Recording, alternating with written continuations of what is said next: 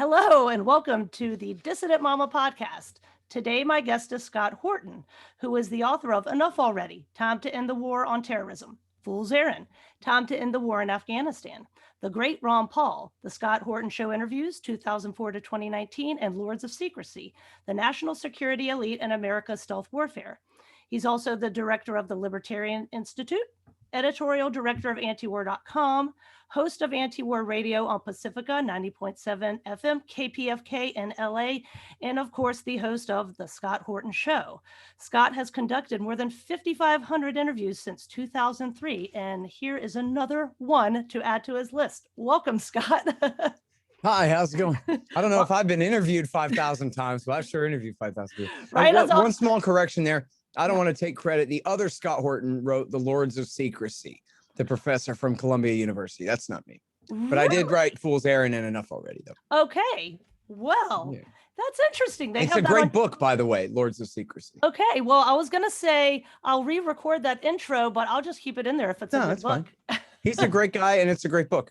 Well, thank you for fact checking me. I always need some more of that. So that's basically what this interview is going to be. It's going to be like fact checking. So I'm just want to talk to you about a little thing called, Israel and Palestine. We have about an hour with you. So I just want to dive in. So that's one of the things, I don't even know what to call it. Is it the Arab-Israeli conflict? Is it the Palestinian struggle in Israel? What would you call it for me to even ask the question of what's going on there? How do you phrase it properly? Well,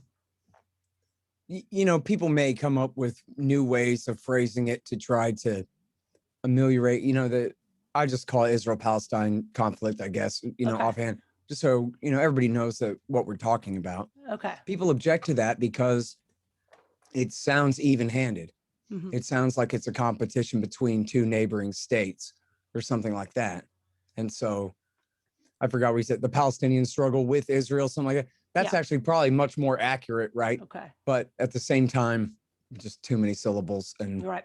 It's probably more confusing to state it that way when everybody already calls it one thing or another. But, to cut right to the heart of it, it's not a competition between two states. The Israelis conquered what was left of Palestine back 54 years ago in the 67 war.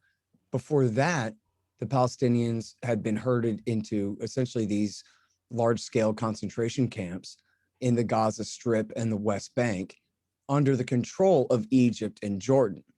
So they never had their Palestinian state. When the partition was made in 47, 48, the Israelis made a secret deal with the king of Jordan that he would take over control of the West Bank. And then the Egyptians got Gaza, and that precluded the idea of independence for the Palestinians. And then, of course, hundreds of thousands of them also were forced to flee to refugee camps in Jordan and Syria and everywhere else.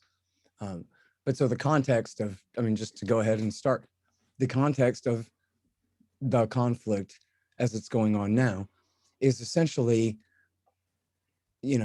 broadly speaking, it's much more analogous to the contest between the whites and the Indians in the United States rather than the Americans and the Mexicans, say, in the Mexican War, something like that, where you're dealing with sovereign nation states. And you'll hear all the time, well, what if the Mexicans were firing rockets over the border, meaning the Mexican sovereign nation state, the sovereign military, Mexico? What would you do? Nothing. But that's right. Just smuggling a bunch of lies in with the metaphor. And you'll notice Israelis and Israeli partisans speak in metaphors all the time because they can't really address what's actually going on. So they have to do a bait and switch and try to confuse you and say, this would be like if the government of Mexico was attacking the poor innocent people of Texas. Wouldn't you expect the US government to come and defend them? But it's not like that. It's more like the Americans attacking the Navajo in their reservation and refusing to leave them alone, building 40-foot walls surrounding them, building whites-only roads through their reservation. And essentially, it would be like if the Indian Wars never stopped and the few American Indian reservations out west, the American government just continually picked on these people and picked on these people. Then they fire a rocket over the wall, and then the Americans go, oh, wow, aggression. In fact, I learned this from Tom Engelhardt. It was a great point I had never picked up on myself. I guess I wasn't really raised on Westerns that much. Certainly in my mom's generation, they were all raised on the Westerns. And in the Westerns, the whites are always ambushed by the Indians, right? So that way, even though they are ethnically cleansing an entire continent of millions of people, the Indians are always the aggressors, and the whites are always just going about their business, trying to have a nice day when the horrible Indians jump out from behind a rock and try to murder them and then forcing them to defend themselves. But see, that's a lie, right? That's a bunch of spin to make up for the fact of what we all now recognize was a genocide against the American Indians that, most Americans, even right-wingers, regret happened in the way that it happened. So that's what we're seeing with the Palestinians under the control of the Israelis right now. This is the indigenous population. They've been herded into reservations, and yet the Israelis just treat them absolutely mercilessly. And essentially a full half of the population of Israel has no representation in the government. And they'll try to have it both ways and say, well, the occupied territories one day will be an independent state. But at the same time, we know that that's not true. And even the proponents admit now it's way too late for that. Almost all of them admit that it's too late for that. And at certain times, especially during election season, Prime Minister Netanyahu has made clear, from the river to the sea, there will always be one monopoly security force. What does that mean? That means Israel has already annexed. Already, they don't call it that. They have annexed the entirety of the West Bank, the Gaza Strip, East Jerusalem, and their populations. And so what does that mean? That means it's an apartheid state. That means, the analogy is to like Jim Crow Alabama in the 1920s or the 1930s, where the whites are free and the blacks live in totalitarianism and have no representation in the government whatsoever, have no rights the government is bound to respect. And then people say, oh, man, the poor Israelis, how dare you single them out? Well, you know what? Wherever there's other apartheid states in the world, we single them out too, right? People constantly complain, for example, about the Chinese treatment of the people of Tibet or American treatment of blacks, even post Jim Crow, and of Indians for that matter. There are all kinds of people who are, subject to the tyranny of the majority or even the minority in places in the world. And all anti-war and human rights type activists single them out all the time, right? The reason is the Israelis are being singled out for it is because they're guilty of apartheid, and it's a crime. And they're guilty of numerous, all different violations of the Geneva Conventions for invading and occupying territory and transferring their civilian population into it, which the Americans outlawed after World War II. But when it's our friends, the Israelis, doing it, somehow it's perfectly fine. Well, this is interesting because you had made that analogy or that metaphor back in the fall about it's more like the white Americans, the federal government's treatment of the Native Americans. So I'm kind of a Southern without apology kind of gal. So I was thinking about looking at it through that kind of lens that, okay, well, the South seceded from these United States of America. They were doing their own thing, and then they were invaded by a foreign army.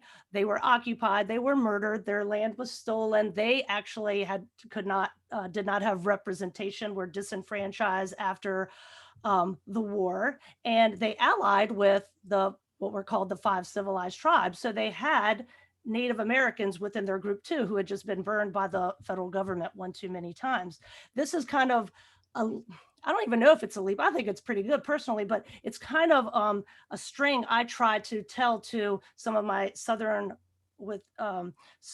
kin that just think Israel can do no wrong. The state of Israel is the same biblical Israel from the Bible. So I'm kind of dealing with it like from the Southern perspective, and then the rest of my questions are going to kind of be tied into some of the Christian aspects of it, not theology, but what's happening to Palestinian Christians. So what do you think about my analogy? Is that pretty good? What do you think? Yeah, well, and think about how much resentment there was against the Northern occupation of the South. It lasted about 15 years.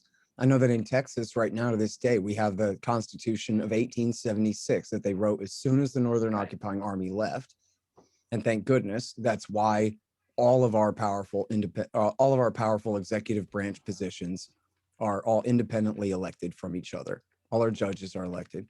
The governor has essentially no power whatsoever. All the power is in the lieutenant governor who rules the Senate. And the governor's essentially powerless. And that's a legacy of, in reaction to that occupation against the central government's power. The governor's under the control of the occupying army of the North.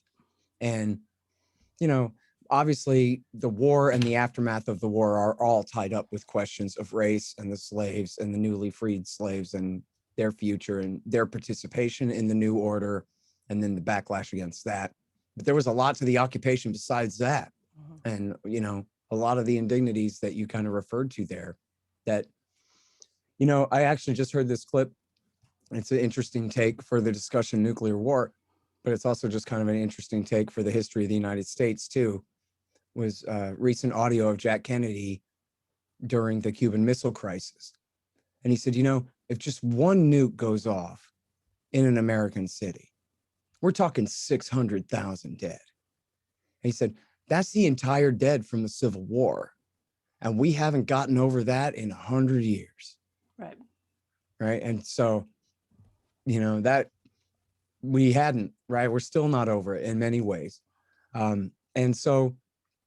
And look, to be perfectly frank about it, the Yankees, as different as they were almost entirely white Protestants, right? So they were Yankees and not Southerners, but and their culture was quite different in many ways, but the sames were there.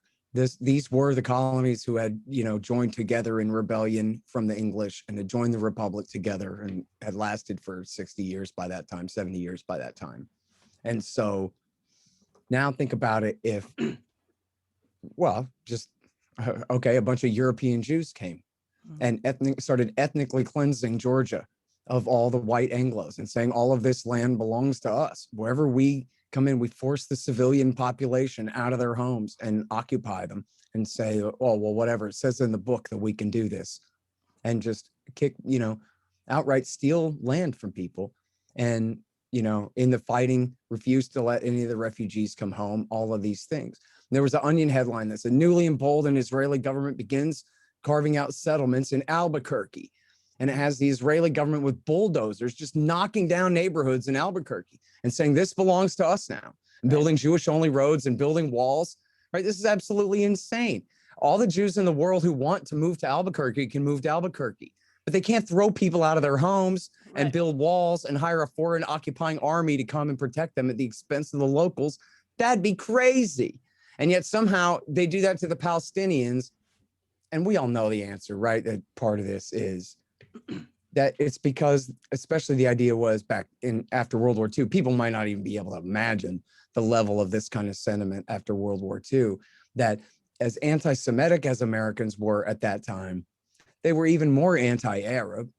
And the Israeli Jews, or the Jews that were leaving Europe to go and settle and create the state of Israel, they were white. And the Arabs, well, they're just a bunch of sand N-words. They're a bunch of towelheads and camel jockeys, and they're Muslims, because we don't even know how to pronounce their language, the name of their religion. And so they're just a bunch of Arabs over there. And if we're going to do one last colonial project after World War II and the end of the old age of colonialism, we can get away with this. What are they going to do about it? Right? And Ben-Gurion said, they'll forget. After a few generations, they'll become Jordanians and become Syrians, and they'll just forget that they were ever Palestinians and that we're squatting on their land. Well, that didn't work, right? That was the bet that they made, but that was not true. Any more than if, it's kind of to twist the metaphor, any more than if the Mexicans came and kicked the Anglos back out of Texas. Right. We would never accept that. We would be back someday, one way or the other, And in fact, maybe that's the case with the Mexicans in Texas now. So they're coming back one way or the other from the land that the Anglos purged and stole from them back in the 1830s. But what's going on? See, here's the thing of it.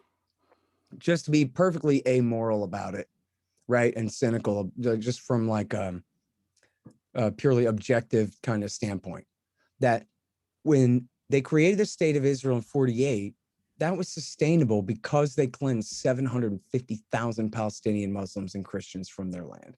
And they created, cleanse? I mean, force marched them, massacred them, raped them. Okay.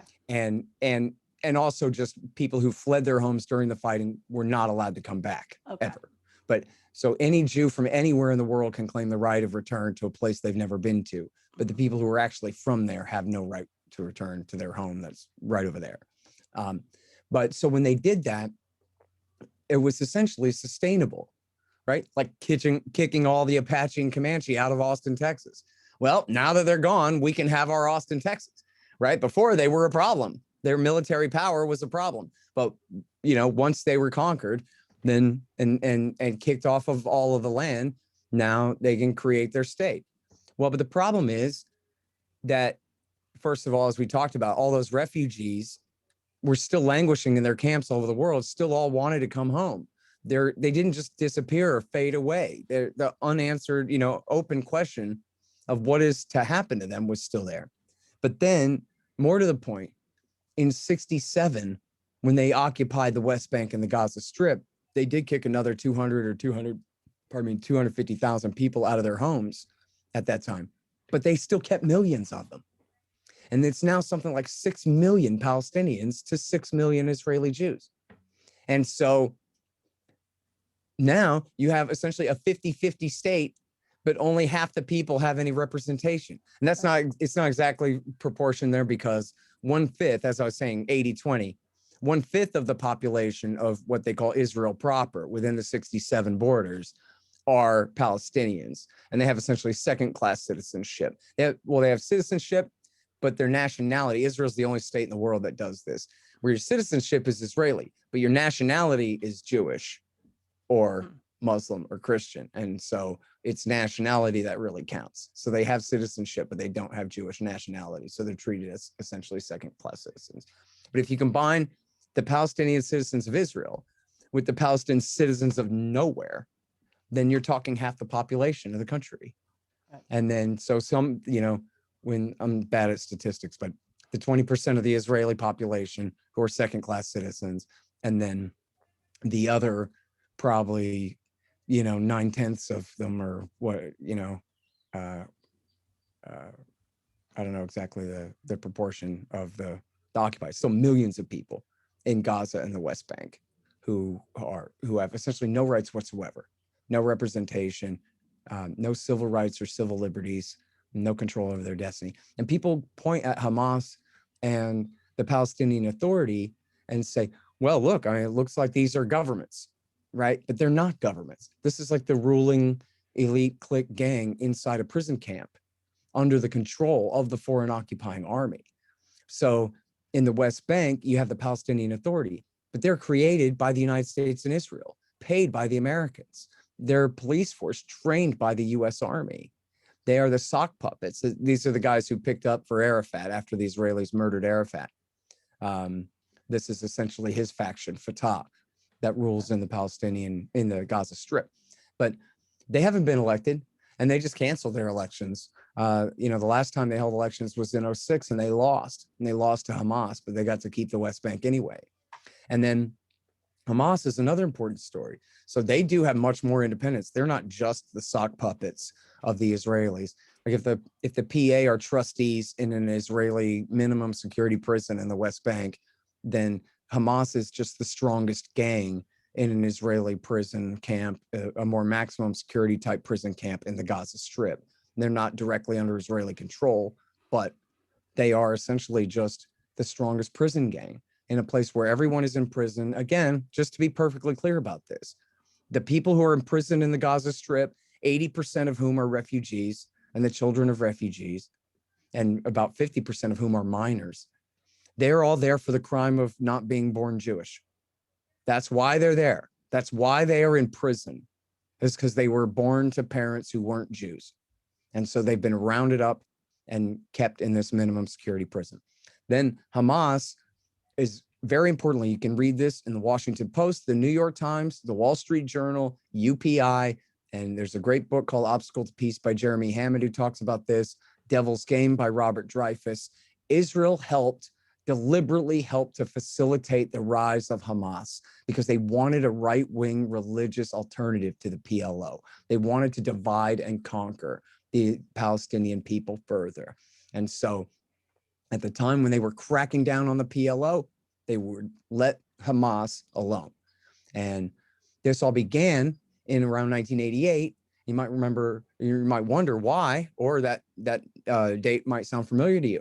1988 was when Arafat recognized Israel. Not just said that he would recognize Israel, but did recognize Israel as the first step in the peace process toward getting their state someday. Gave away the whole game up front. I'll recognize Israel within 67 borders. You just let us keep our measly stinking 22% of it. That was in 88. And you've heard the Israelis say a million times, well, we have no partner for peace. It's just all these terrible terrorists and we have no partner for peace. They don't want a partner for peace. If they had a partner for peace, then they couldn't steal all that land. And they want to steal all that land. So they said, oh no, we have a partner for peace. And so they deliberately facilitated the rise of Hamas in the Gaza Strip to divide and conquer the Palestinians by creating a right-wing religious alternative to the secular commie PLO. And they helped Yassin. He was busted. They raided his house and found him with all these guns. He got a 20-year sentence. They let him out in 2. And they let all of his men run free and let them all raise money and in fact, explicitly contributed directly to their finances, all while cracking down on all of their competition in order to help to facilitate the rise of Hamas. And then in 2004, they assassinated Sheikh Yassin, who was this old man in a wheelchair, who they could have just walked right up to, right? And said they killed him with a missile strike in 2004. And I know that finger on your chin means, but why would they do that, Scott? Well, they did that because he was saying maybe we should go ahead and recognize Israel. He was softening on all of this. We want all of Israel back and we refuse to recognize Israel. And so, oh no, another partner for peace, a terrible problem that must be, confronted and solved. So they murdered him. And by the way, this is just a side note, but it's extremely important. When they did murder Sheikh Yassin in that missile strike in March of 2004, that's what caused the riot in Fallujah 1 year into the occupation of Iraq, where the Blackwater guards were murdered and their bodies burnt and hanged from a bridge. Remember that? That was what led to then James Mattis, General Mattis and the Marines, and George Bush sent them in the first major battle of Fallujah in March of 2004, which was the first major, remember the Alamo type situation that the Americans created for the Sunni-based insurgency there, and touched off. It was one of the major factors in touching off the sectarian war of Iraq War II between the Sunnis and the Shiites, with America fighting almost always on the Shiite side against the Sunnis there. And so that was a major consequence. And James Mattis and David Petraeus, both in unguarded moments, have admitted that, yes, Israel's activities in the Middle East are a detriment to what we are trying to do over there, and to our security for our guys, protecting our guys. It makes everything that we do over there harder. Danny Sherson has talked about meeting with old Afghan village elders out in eastern Afghanistan. And they say, oh, if you mean so well and you're just here to help us, well, then how come you help the Israelis against the Palestinians? You obviously don't care about freedom or justice at all. You're on the side of the bully against the poor, helpless victim. And they have to deal with this constantly in the Iraq War and the Afghan War and the rest of, as they say, as Mattis and Petraeus have both said, that, Israel is essentially an albatross around their neck. They say that this is our greatest ally in the Middle East. Well, how come we fight their wars for them instead of them fighting our wars for us? We're the empire, they're the client state, but we go to war against Saddam Hussein because that's what Benjamin Netanyahu wants, when he's not even the prime minister of Israel anymore. That's when Ariel Sharon was the prime minister. Netanyahu is the man out of power in the Likud party, and yet all of his partisans in America force us into war with Iraq because it's what they think will be good for Israel. And then what do we do with the Israelis? Y'all stay out of it, right? Even when Saddam Hussein was shooting chemical, or they weren't even chemical, they thought chemical rockets at them, Scud missiles at them back in Iraq War I, the Americans begged them to not respond because that would ruin everything, because then people would see this as a war for Israel, and that would be the ultimate kiss of death for the coalition to, build together to fight Saddam Hussein. So, they're nothing but a security burden for the United States. They don't help the United States with anything whatsoever. And in fact, exactly the opposite. But then, so again, they They turned on Arafat and started creating Hamas as soon as Arafat wanted to negotiate. And then as soon as Hamas started talking about, well, we want to recognize 67 borders too. If we can just have our measly stinking 22% as a sovereign independent Palestinian state, we'll take it. Then they killed Yassin, causing all these problems for America. But anyway, that was just the parentheses. And then now they say, and then in 2006, 2 years later, Condoleezza Rice insisted that they had to hold elections, because how can you expect the Israelis to deal with Palestinians who weren't elected? Everybody knows that they would be completely illegitimate and their signature wouldn't mean anything. And so we have to hold an election. So they held an election, and the Israelis deliberately withheld all of the tax revenue, which they collect from the Palestinian Authority, from the Fatah faction on the West Bank. So they were unable to pay the salaries of the government employees, sanitation workers and whoever, public employees. And they were unable to buy up their patronage votes from the powerful factions. And so they lost the election. Hamas won. But then Hamas just barely won. And by the way, I don't know if the Israelis deliberately did that to help Hamas, or if they just were so used to screwing over Fatah, they weren't really looking at what the results are going to be. Because what happened was Hamas won, but just barely. And they had to form a coalition government with Fatah. And the Israelis then sponsored a coup. It was Elliot Abrams, the ubiquitous Elliot Abrams in the Bush government, worked with the Israelis and the Egyptians to smuggle a bunch of weapons to Fatah factions in the Gaza Strip to attack Hamas and overthrow them. But it backfired, and Hamas got wind of the plot and stopped it and defeated Fatah and kicked them out. And so that ended up, it seems like the Israelis really wanted to see Hamas overthrown. They regretted the results of their stupid election policy, but then they failed. And all they did was empower Hamas. But then they prefer it that way. Not just did they create Hamas in the first place, but from time to time, and I posted one of these on Twitter last week that you can go back and find, where the head of the religious Zionist party, a former member of the Knesset, but still the head of the religious Zionist party, said, listen, it's Fatah that is a liability, and Hamas is a strategic asset. And the reporter says, what? And this is all in Hebrew, but an American-Israeli friend of mine translated it all from Hebrew for me. And the reporter's like, what do you mean Hamas is an asset? Well, Hamas is an asset. He says, in this great game of delegitimization that we are playing, this is the enemy we want to have, because they're terrorists. They can't go to the United Nations. They can't go to the International Criminal Court. Hell, when Hamas is the subject, we don't even need the Americans' veto on the Security Council, because they can't get anything they want out of anyone at all. So the more power Hamas has, the better it is for us, because it just sabotages the narrative that there's anyone for us to deal with here. And we can say, oh no, there is no partner for peace. They're all just a bunch of terrorists. So they deliberately facilitate the rise of Hamas in the first place. And now they think it's great that they have Hamas there to point their finger at. And in fact, here's one more great quote. Everyone can look this up, and I guess that's why they call it chutzpah. This is Dov Weissglass, who worked for Ariel Sharon in 2005. When Ariel Sharon pulled the last of the Israeli Jewish settlers out of the Gaza Strip. Now, you'll hear this all the time. Well, we pulled the settlers and ended the occupation of Gaza, which is not true. They just put it under siege. But we pulled out of Gaza and all we got is rockets in return, they'll say. And all we were trying to do is give the Palestinians some independence. And you see what happens when you give them independence. Hamas takes over and they fire all these rockets.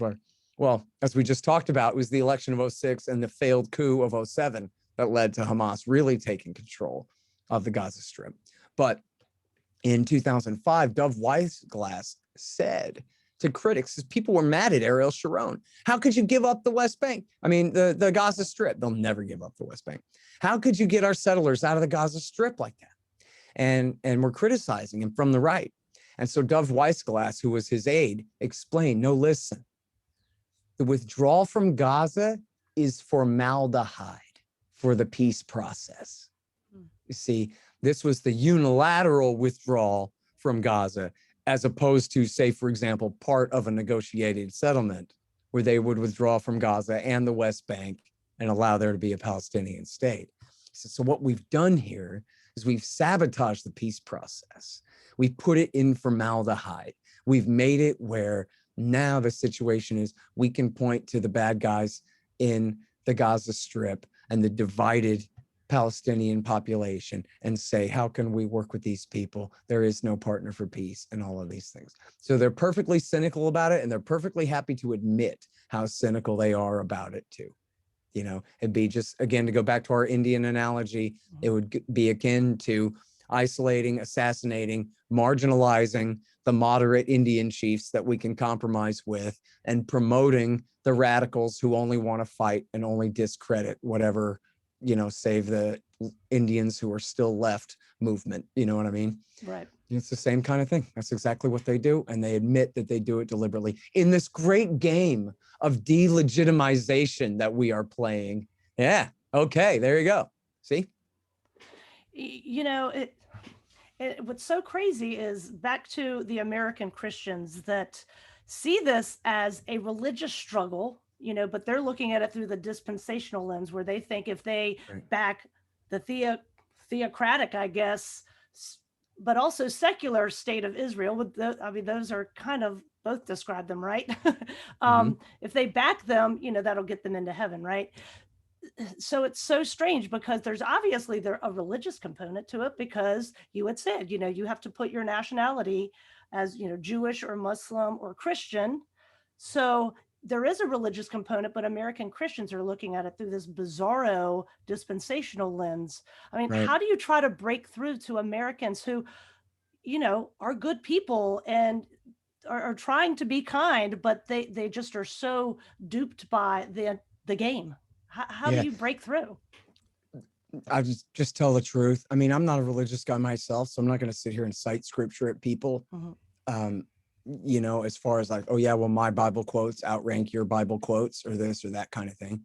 But I think that Jesus said, by their fruits you shall know them, right? Something to the effect of, you know, on the Sermon on the Mount basis, it doesn't seem right that that Jesus would require people to support this murderous, cynical state. It doesn't make any sense along with the rest of it.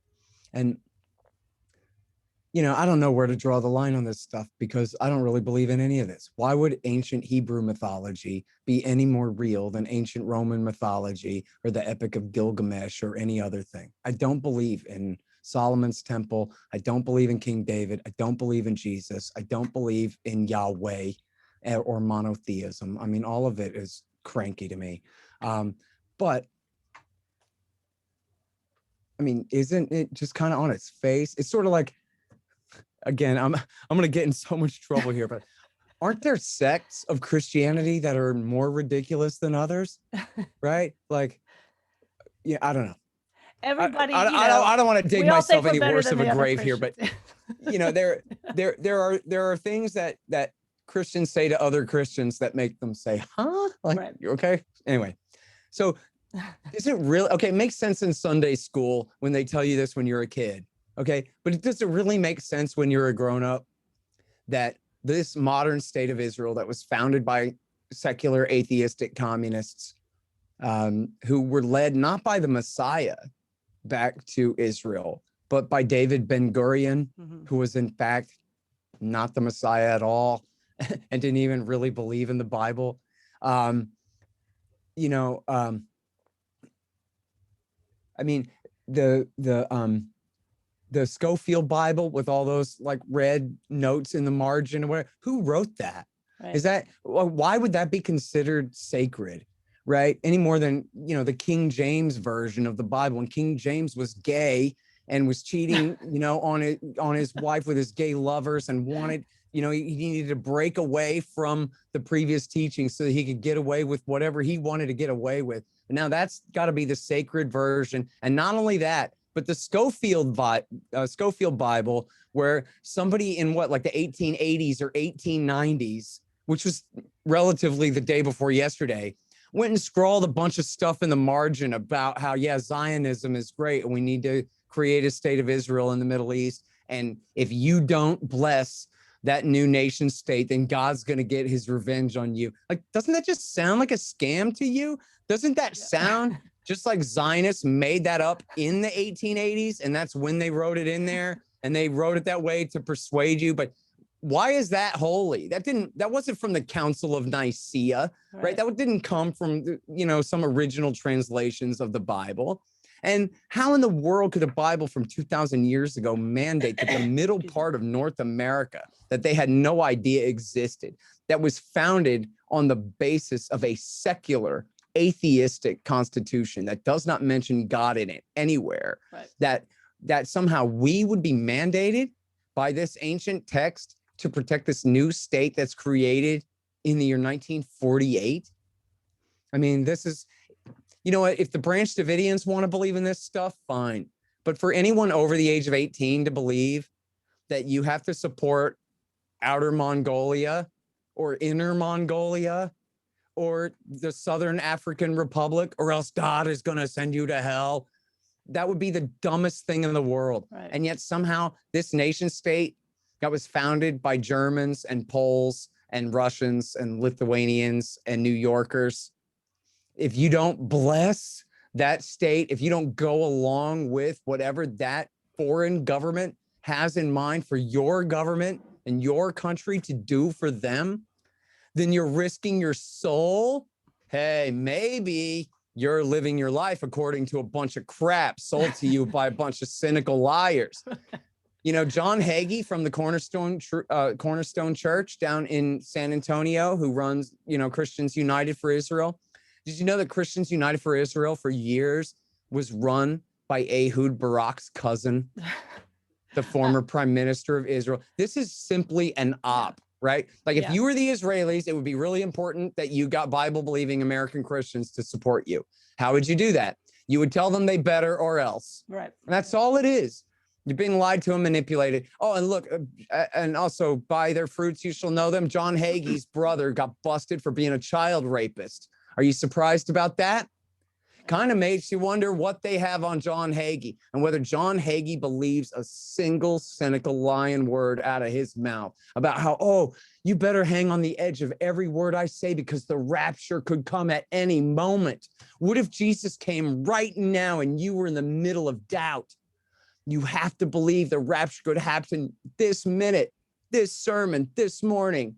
That's what he tells his people, has told them for years, that they had to support George Bush's wars in the Middle East. Again, the secular government of the U.S. Constitution that was just the land of Indians, Turtle Island, I guess they called it back in the days of Jesus, is mandated to go and support all these wars against secular Saddam Hussein and secular Bashar al-Assad and essentially secular Abdullah Saleh down in Yemen, and Gaddafi, who of course was an atheist and only worshiped himself. We have to go and do all of this because it'll cause Jesus to come back.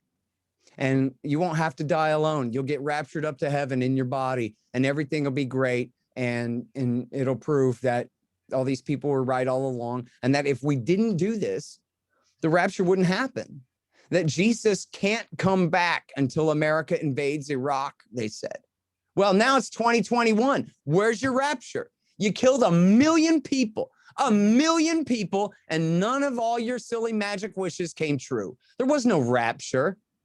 They were lying. Come on, this is BS is what it is, right? I don't know what else to say. Like, it's the Yankees. The Yankees are telling your minister to tell you this stuff there. Okay? They don't mean it. They're jerking your chain. Yeah. If they weren't, then how come the rapture didn't already happen in the year 2005 when George W. Bush was in there? Right? It's because they're lying. It's because it's a bunch of cynical manipulation of decent people. And you know what? Evangelical Christians know it too. There's a new poll that came out last week, said evangelical Christian youth, youth, I guess 18 and under or 32 and under, whatever the demographic, the support for Israel dropped from 78% to 33%. From 78 to 33. And why? Because people don't like being lied to by cynical, manipulative liars. Right. you told me all this stuff in Sunday school. I guess it sounded plausible then, but geez, now that I'm 19, you're telling me that it makes sense that God wants me to support blatant acts of evil in order to somehow help create the circumstance for the Savior's return? Right. Why would Jesus need for me to support a war against a civilian population? Why would Jesus need for the Jews to destroy the Al-Aqsa Mosque and start sacrificing animals in the rebuilt temple there to come back? Couldn't Jesus just come back whenever he wants to? Yeah. Right. This is ridiculous. That's what it is. It's silly, ridiculous fables and fairy tales. And listen, if people want to believe that an all-powerful deity insists that you be good to each other, then great. That's fine. And if you need to believe that your loved ones still exist in the afterlife and that you'll someday see them again, then you know what? I could not fault anyone for that. There are people who desperately need religion, and that's fine. And I don't begrudge them. You can't go around rationalizing killing innocent people and oppressing innocent people because you believe in some silly storybook from 2,000 years ago. Hey, guess what? They had fiction 2,000 years ago too. Not every story told around a campfire is true, you know? And for example, one of the major myths underlying Zionism is the Roman exile. But the Roman exile never happened. It never happened. Now, that's not to say that European Jews have no ties back to the Middle East, because evidently they do. The religion, you know, there was a time when Jews were evangelical and would recruit and you know, proselytize to new members and whatever. And they haven't done that in a long time. That hasn't been the tradition in a long time. But that's how come there's Yemeni Jews and Ethiopian Jews and Moroccan Jews, right? It's because they were going around recruiting and proselytizing. And there were Jews who traveled to Europe and clearly built communities there that lasted for 2,000 years. But they weren't exiled by the Romans. What'd they do? Put them in rail cars? The Romans, if they had done this, there would be a massive record of it, and they wouldn't have been able to do it anyway. They never force marched anybody out of anywhere, right? They didn't, you know, pick up populations and move them thousands of miles away. That never happened. And it didn't happen in the case of the ancient Hebrews either. And so, again, I'm not saying that European Jews have no claim to that ancestry, but what I am saying is, so do the people of Palestine. That's who they are. They are the great, great, great, great, great to the 10th power grandsons of those ancient Hebrews. They just converted to Islam so they wouldn't have to pay taxes. And it's Israeli Jewish historians who proved all this, like Shlomo Sand, for example, the invention of the state of Israel and the invention of the Jewish people in his books. And he just shows there was no Roman exile. So if God gave us this land, and that counts for a bunch of Lithuanian Jews, then it sure as hell counts for the actual grandsons of the ancient Hebrews who still lived on that land as of 1948, before the cleansing here. Right. And one of the things that I think a lot of American Christians don't understand, I don't think a lot of Americans understand this. They think of the Palestinians, oh, it's just a bunch of Muslims. Well, there are Palestinian Christians too. And if I'm not mistaken, it's what, about 50-50 Orthodox and Catholic. So these are not Protestants, but these are still Christians. And, you know, that's kind of my sell to them, that, oh, the people that are being killed, many of them aren't those horrible Arabs, right? Or Right. the horrible Muslims, you know, it is your fellow Christians. And, you know, It's such an important point. And I've always wondered too, right? Like, so it was about 1/6. It's a smaller percentage now because so many of them have been kicked out, and Palestinian Christians oftentimes will have more opportunity to leave and to travel to be educated in Europe and the United States. And then more often they stay, and a lot of times they're not allowed back anyway. So the percentage of Christians among the Palestinians has gone down, which is good for Israel because it undermines that exact point that you're making. We're still talking 1/5 of these people, but hey, everybody's an individual anyway. But 1/5 of the Palestinians are Christian. yeah. To an American, okay, like you're saying there, or, you know, hinting at, okay, they're Arabs, but they're Christians. They're praying on on Easter to the same Savior as you. So are they half a human now? Even if they're an Arab, if they have your exact same religion that you have?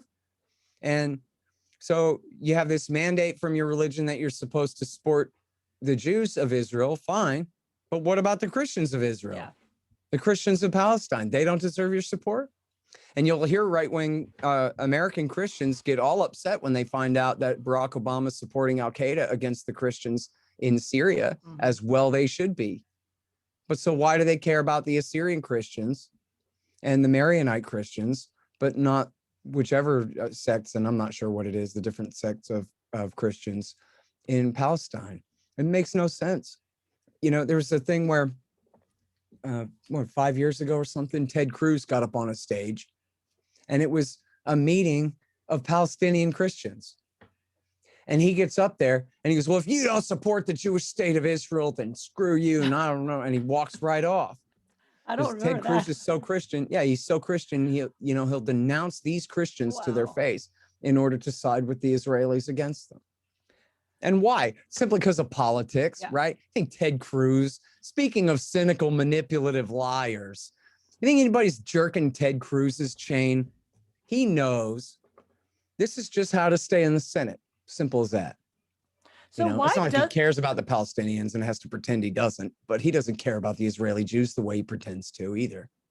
And I know he's doing it to get reelected or whatever, for power, money, who knows, but why is the US so steadfastly in support of the secular state of Israel?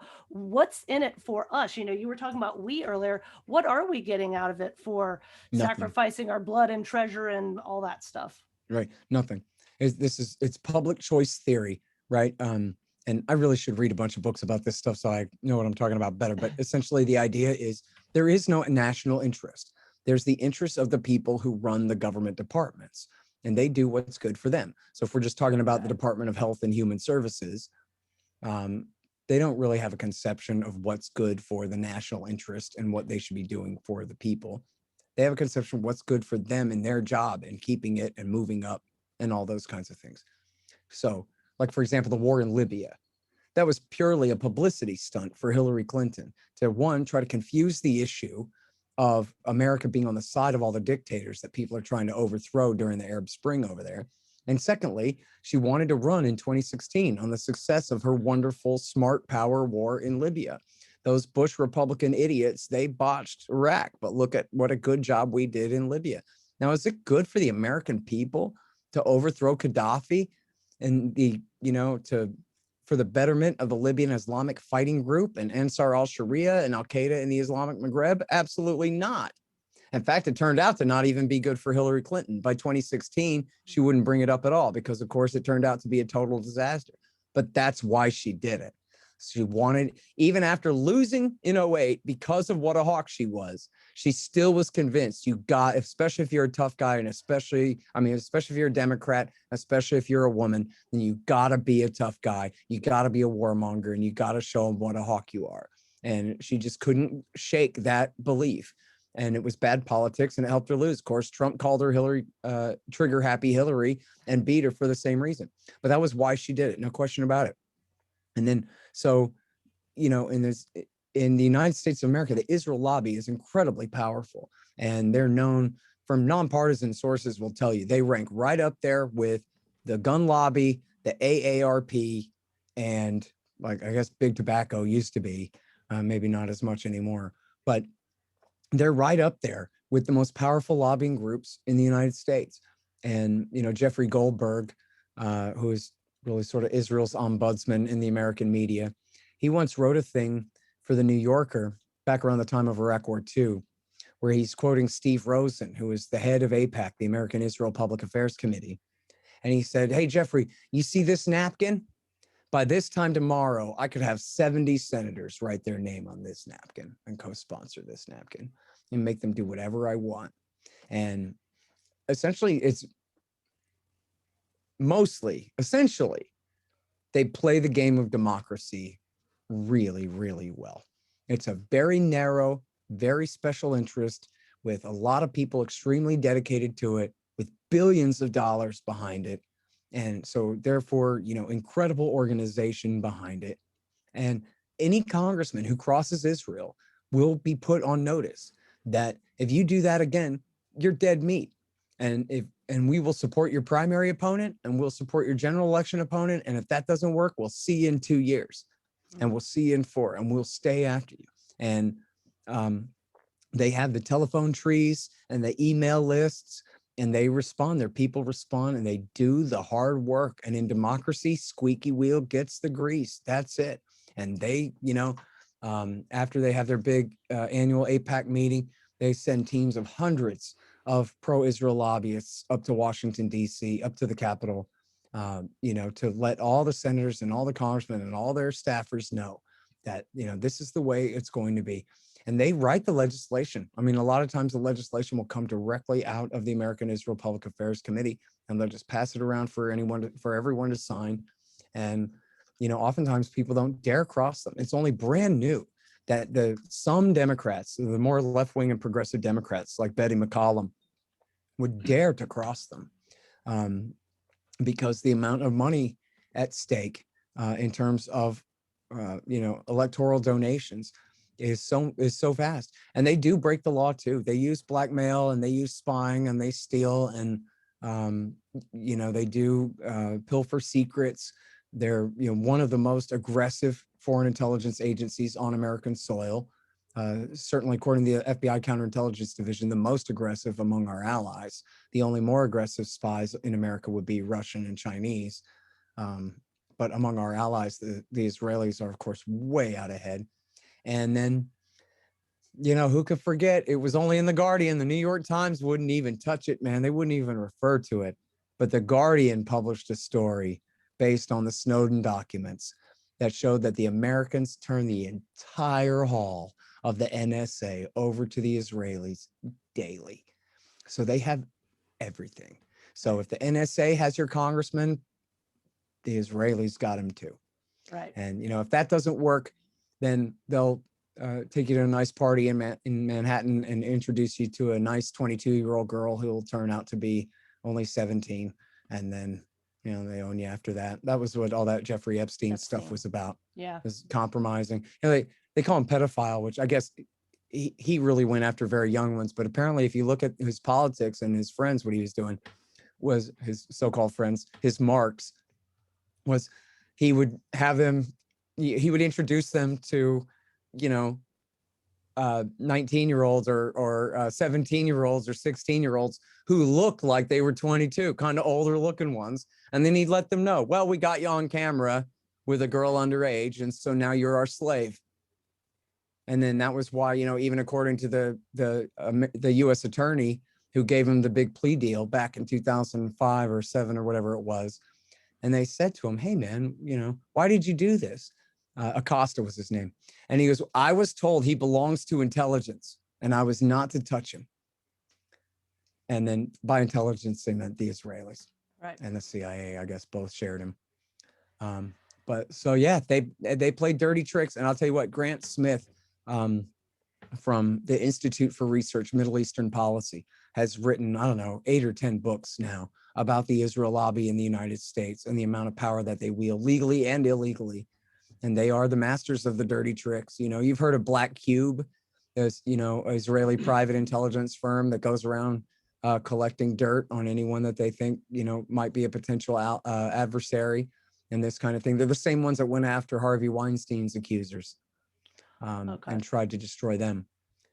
And so, yeah, it's a dirty game. It's just like if we're talking about corporate America, where there's billions of dollars at stake. Mm-hmm. From their point of view, the entire fate of the nation state of Israel is at stake. What wouldn't they do? Who wouldn't they compromise? What lengths would they not go to make sure to have the influence required in the most powerful state in the world, the United States of America? And, people like actors will come out and be pro-Palestine and say Israel's committing a genocide, and then the next day they'll go on an apology tour and say that their remarks have accidentally justified anti-Semitism here and abroad. And it's very interesting to see how quickly people turn around. So, can you just define for us, as we're wrapping this up, what Zionism is, because it is not religious Judaism. And I think that's the biggest problem, because when you're criticizing a Zionist state, a secular state, people call you anti-Semitic. And I think all we have to do is define a few terms here. We can stop doing that. Right. Well, look, talk about defining terms. They won't even define their borders. That's why they're not an official treaty ally of the United States of America. They would be. It's that the American law says, how can we have a treaty, a mutual defense with a state that has undefined borders? And the Israelis are like, okay, well, we rather not have a treaty of alliance then, because we're not going to define our borders. As far as we're concerned, Greater Israel stretches that way, east, that way, as you know, until we feel like we're done. And you want to go back to some interpretations, it's the Euphrates River. And they own all of Western Iraq, all the way down to Kuwait or something like that. Now, I don't think that that's really the plan, but certainly they want all of the West Bank, and potentially someday Greater Israel could spread into the Transjordan, and we'd have the same argument, 75 or 100 years from now about, well, how come the Palestinians can't just move out of Jordan to somewhere else and take all of the East Bank too? What's to stop them? Not the international law, not with America in their corner. And all this thing about hiding behind anti-Semitism. You ever heard right-wingers go more woke and boo-hoo crybaby? You'd think they all turned into genderless little college freshmen. As soon as somebody criticized the Israeli government for killing somebody, they go, oh, when? Oh, my safe space. You're a racist. You're a racist, which that might be why their support on the right is falling too. It's because people on the right are so sick and tired of all this woke stuff and being accused of being a white supremacist just for waking up in the morning and all this stuff. And now they got to be called one if they stop and listen to a pro-Palestinian argument or something like that. It's just I think that's a huge public relations mistake on the part of the Israelis now. The woke stuff has gone so far, and the Israelis pioneered all this stuff. Boo-hoo, you're a racist no matter what you say, and to criticize them. But now I think they've been lumped in with the crybaby, college kids in a way that just is so off-putting to people. And I think this, I think anybody listening to your show knows this. Anyone who really hates Jews will be perfectly happy to tell you that they hate Jews, and they'll try to convince you why you should too, right? Everybody else doesn't. That's it, okay? There's basically, the Aryan Nation prison gang, and then there's the entire rest of American society, which is not anti-Semitic, which are all of us proud that our grandfathers went and helped to end the Holocaust in World War II and this kind of thing. It's just obviously ridiculous red herring. And again, go back to the Jim Crow South. If in 1940 or 1960, you said to the people of Alabama that, listen, you have to give civil rights to the blacks. You can't just keep them in this position of eighth class citizenship and oppression and totalitarianism. You can't do that. You have to give them civil rights. If the whites of Alabama then turned to you and said, you're an anti-whiteite, you support white genocide. Oh, when? What are we supposed to do? Oh, move back to Scotland? Then you would laugh in their stupid face. And you would tell them, you're stupid. Right. All I said was, stop oppressing Black people. I didn't say that you have to give up your rights. I said you have to give up your illegitimate authority oppressing these other people's rights. Right. Anti-whiteite. Get the hell out of here with that, right? Oh, when? Move back to Scotland? Did anybody say all the whites of Alabama have to leave Alabama? Right. No. Right. So why do we put up with this crap from the Israeli Jews? Oh, when? You hate Jews. Shut up. We hate people who steal land and kill people and hide behind their religious identity because we hate cowardice and because we hate crime. Okay? That's all. Give me a break. The people who criticize Israel are no more anti-Semitic than people who criticize Jim Crow in the American South were anti-white. The question is, are Palestinians also human beings? The answer is yes, they are, and they deserve the rights and protections of the rest of the human beings on the planet. It's as simple as that. That's all that we're talking about here. Right. And anybody who says, oh, no, yeah, when? Because they want to push all the Israeli Jews into the sea, that's just a bunch of crap. Nobody ever said that. And again, with the cowardice, as we talked about, 1/5 of the population of Israel proper are Palestinian Arabs and Jews and Christians. Do they try to kill the Israeli Jews all day? No. They live in mixed towns right next to each other. It's fine.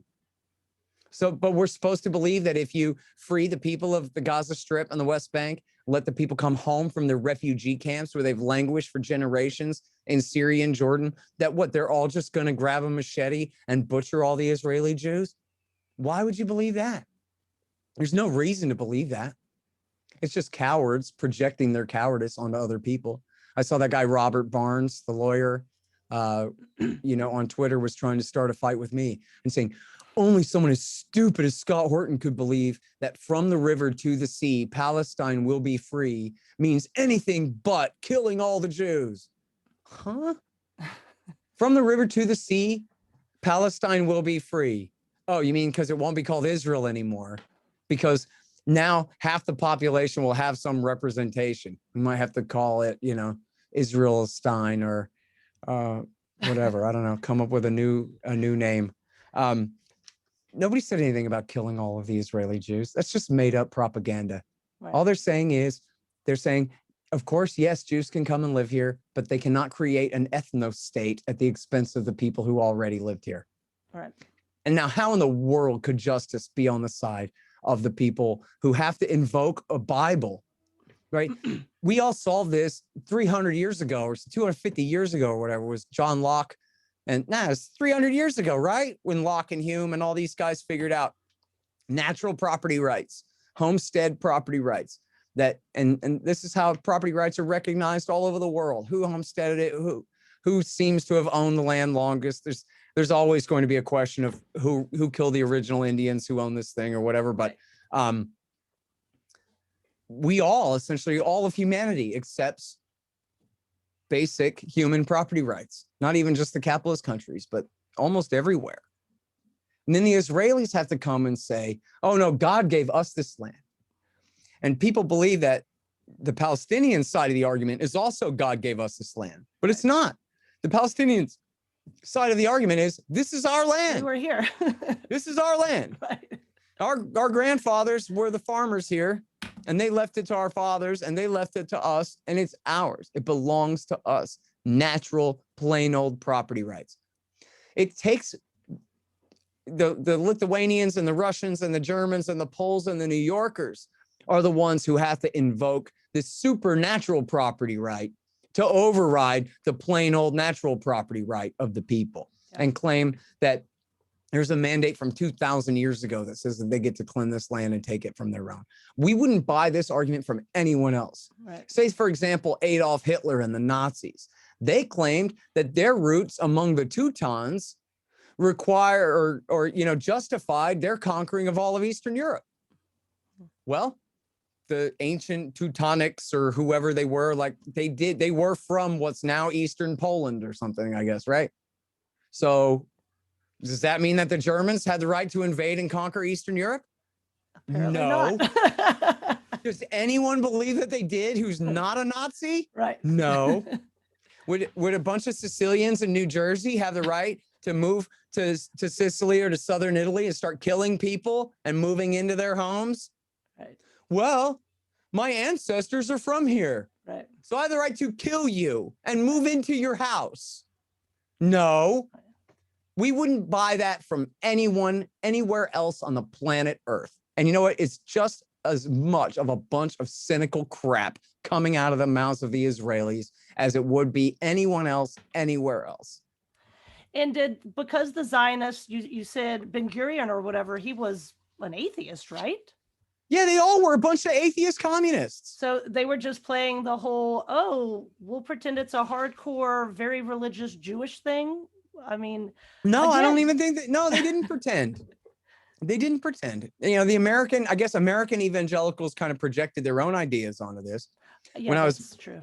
I was picking on my friends, the Branch Davidians, earlier, just because I remembered this clip of one of the founders of the Branch Davidians said, well, now that we're 5 years out from the founding of Israel, we're sure that the rapture is going to take place anytime now. Because according to our calculations, right? But come on, man, this is ancient mythology. You can't calculate out, even if you believe that one day at the end of the world, the Savior will return and all of these things, you can't rely on a bunch of corrupt preachers from San Antonio to figure all of that out for you. God works in mysterious ways. Ain't you never heard of that? Yeah.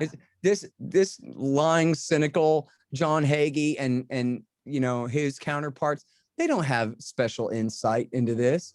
And again, think about all the people who faithfully believed in these leaders, who then supported invading Iraq on this basis, right?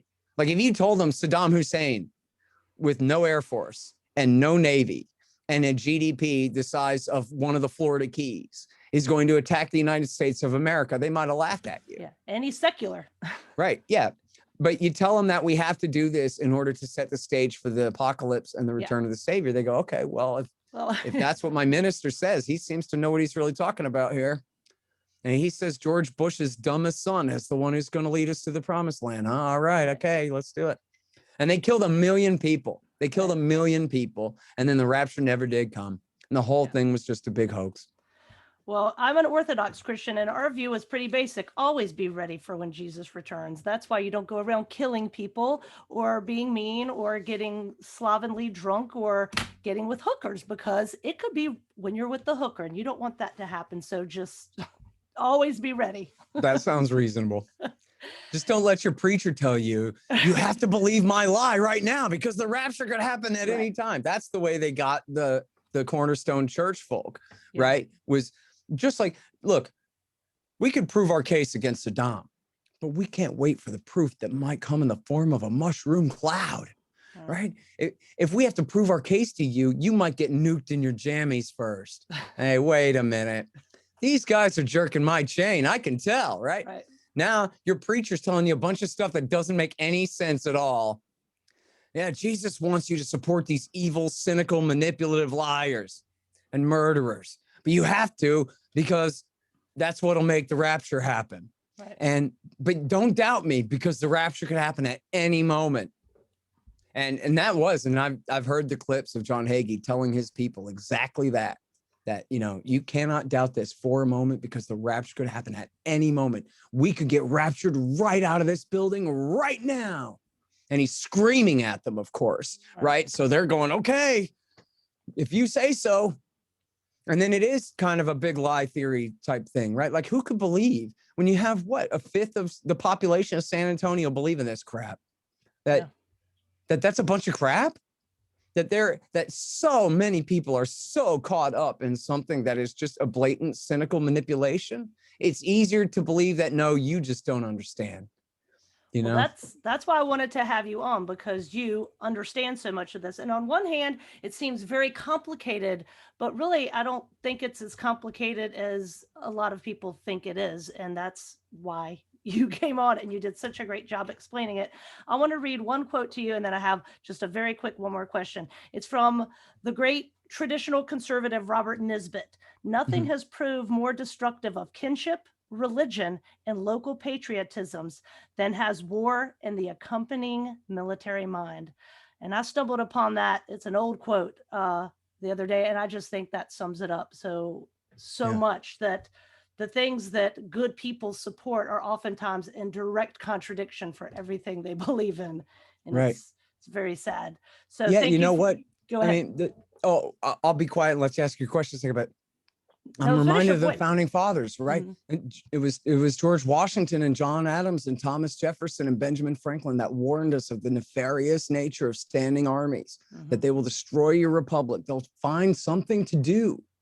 They don't want to have to get jobs.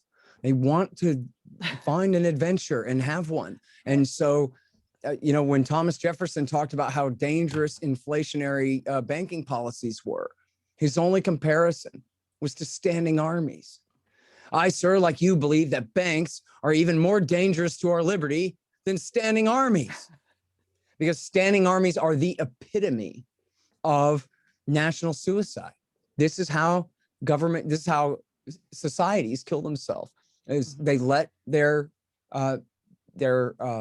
economic power be turned to military power, and then they overextend themselves, they destroy their liberty, and they destroy their society. It happens over and over again. It was James Madison, the father of the Constitution, the principal author of the Constitution, said that war is the greatest danger to liberty because war contains within it the germ of every other violation of liberty, from obviously the violence, but also all the corruption and all the favors and all the honors and all the things to be passed out, and the centralization of government power that happens in the name of these crises. So, one thing that we're really poisoned by in this society is the anti-war movement from Vietnam, where the enemy was a communist enemy, and the president was a Democrat, and the anti-war movement became this brand new radical new left to the left of the Democrat, screaming every day, hey, LBJ, how many kids did you kill today?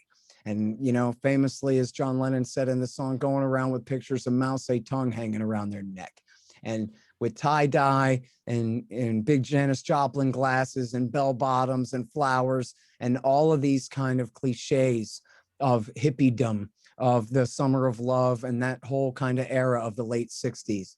And then, so what that means then is if you're to the right of Jane Fonda, then you have to be a war hawk, because anti-war has been defined as this not just left, but far left, new left, radical left, anti-democratic, more socialist type movement. And so if you're a Bible-believing Christian, if you're a capitalist understanding economist, if you're a US constitutionalist, then I guess you're with the Hawks, right?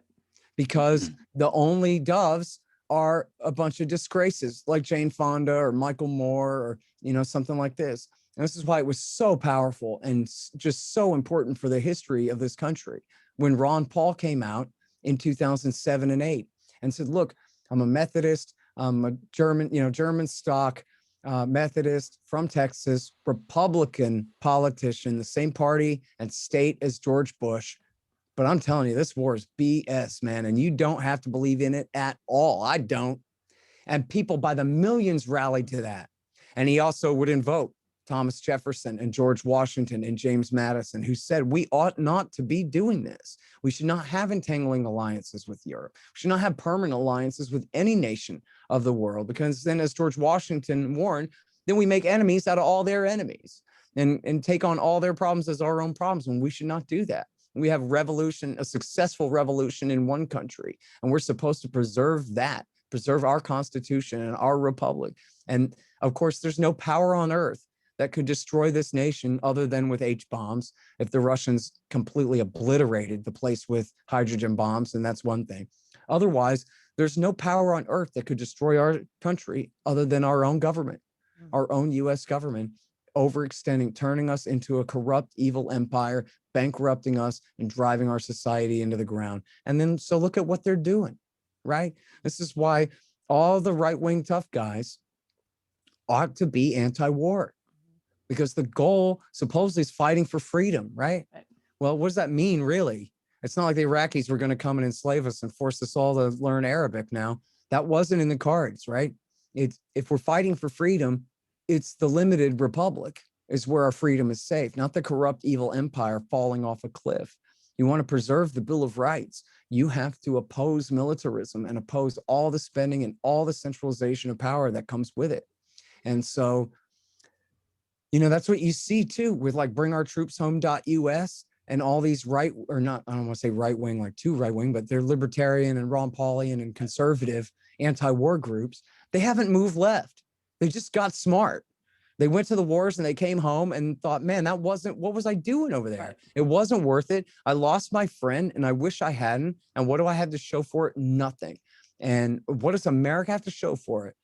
Has our freedom been protected, or has our freedom been undermined by 20 years of terror war? Mm-hmm. There's no question about that now, right? And so forget Jane Fonda and forget tie-dye and Jimi Hendrix and all that stuff. All that was 50 years ago, right? But 10 years ago, Ron Paul said, I'm anti-war and I'm a Republican. Yeah. And how do you like that? And that should be the model for how people look at these things. You can have a republic or you can have an empire. You can't have it both ways. You can't. It's as simple as that. Robert Nisbet is one of the most important founders of the American conservative movement after World War II. And that's what he's talking about. You want to preserve his America, what he thought America was under the Bill of Rights as interpreted in that era, then should have never gone down this path. And by the way, the Soviet Union's been gone for 30 years. And the Chinese, their flag is still red, but they abandoned communism, actual Marxism, 50 years ago. Nixon and Kissinger went over there, made friends with them, and sent Milton Friedman to teach them about markets. It's much more of it's still a totalitarian state, but it's a fascist state, not a communist one, and certainly not a threat to the United States of America. And so we could just call off the entire world empire. The idea that, oh no, if we're not there, then the Chinese will rule the whole world or the Russians will rule the whole, that's ridiculous. There's no power. First of all, if we can't afford it, the Chinese sure as hell can't afford it, and we can't, right? And the world has no desire to be ruled by the Chinese any more than they have a desire to be ruled by us. Right. If they looked at what America's done over the last 20 years or 30 years and thought that that was something to replicate, then they're dumb enough that we need not be afraid of them, right? But more likely they're looking at us as the example of what not to do.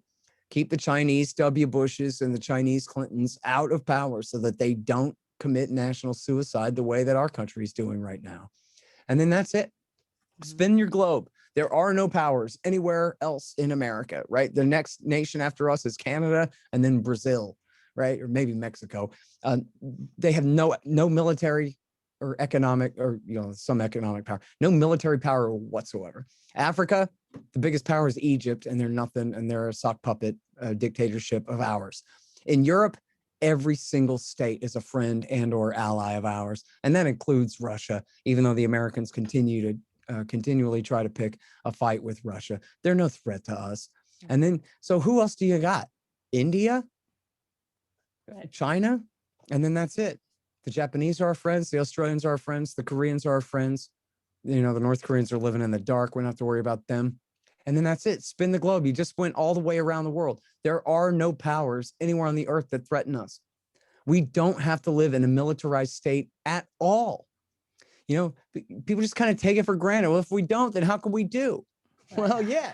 Again, because special interests want it that way. Yeah. The Israelis want it that way. Lockheed and Raytheon and Northrop Grumman want it that way. And Lord knows Citigroup wants it that way. But what about the rest of us? What do we get out of it? Not a thing. Mm-hmm. Yeah, and so many people homeschool their kids, so they don't trust government education. They're against big pharma and the vaccines and all the COVID lockdowns. They don't trust the government for anything, but yet they still wave their flags and, feel as if that they won't support the troops if they don't support the wars. And that's what I think, what your explanation, what all of your knowledge will, I think, help at least wake some people up, because I just find that fascinating that they would support the military industrial complex and the president who, says white supremacy is like our biggest domestic terror threat or whatever. These are the same people pushing all the stuff you hate. They're still trying to sell you these wars. So that's the disconnect I don't get. Right. Well, look, if you're a partisan, and I understand, look, and I really do mean this sincerely. Any leftist or liberal who looks at the right and says, well, I must be the opposite of that, that's totally understandable to me. There's so many horrible things about the right that it makes sense that people would define themselves in opposition to that. And anyone on the right who looks at the liberals and the left and says, well, I must be the opposite of that. Whatever they are is what I'm not. And so I guess that makes me a right winger. All that's perfectly understandable to me. And frankly, I don't even object to it, right? I just wish people would agree with our libertarian priorities. But you don't have to be a libertarian to know better than imperialism, and to know better than central banking, and know better than militarizing your cops and prohibition on contraband and all these horrible things. You could be a liberal or a conservative and agree with our agenda about a great many things there. And I do understand why someone on the right would kind of feel repulsed by the the things that they get from the left and that kind of deal. But at the same time, like, just use your imagination. If you look at our foreign policy for the last, say, 40 years, from Jimmy Carter through, and you're a right winger, just pretend Carter was reelected. And after Carter was Mondale. And after Mondale was Dukakis, and then Bill Clinton, and then and Bill and Hillary did 16 years, and then came Obama, and it's just been nothing but Democrats this whole time. There. Now that you're not gay married to the image of Ronald Reagan and George Bush and other George Bush in your head that you love and want to respect so badly, and you look at nothing but Democrats were in charge all along. Wasn't a mistake back when the Democrats backed the terrorists in Afghanistan, and when the Democrats backed Saddam Hussein against Iran, and when the Democrats encouraged Saddam Hussein to invade Kuwait, and then when the Democrats launched a horrible war against Iraq for daring to do so, and then when the Democrats waged a permanent blockade against them all through the 1990s, and then when the Democrats cynically exploited the September 11th attacks in order to go back to Iraq, and then when the Democrats went to Libya and Syria and Yemen and doubled the war in Afghanistan under Obama, right? If this is all things that the Democrats did, yeah, they're all pretty bad, right? You can admit that, right? But, oh no, but if Ronald Reagan did some of those things, now you have to pretend to love and respect it and think it was wise. Give me a break, right? Again, it's easy to see why you dislike liberals. I mean, you really have to, you're unable to say, geez, I guess George W. Bush made some bad decisions. Right. Come on. Hey, by the way, John Kerry and Joe Biden and Hillary Clinton voted for all of George W. Bush's bad decisions. Right. So maybe it was their decisions and George Bush was just going along with them. If that helps your emotions a little bit for dealing with the problem of who did what and who screwed everything up, it was Hillary, Kerry, and Biden's Iraq War II. Right. Joe Biden was the chair of the Senate Foreign Relations Committee and George W. Bush's most important ally in lying us into that war. If that makes you feel any better about trashing W was doing what Joe Biden wanted him to do. Right.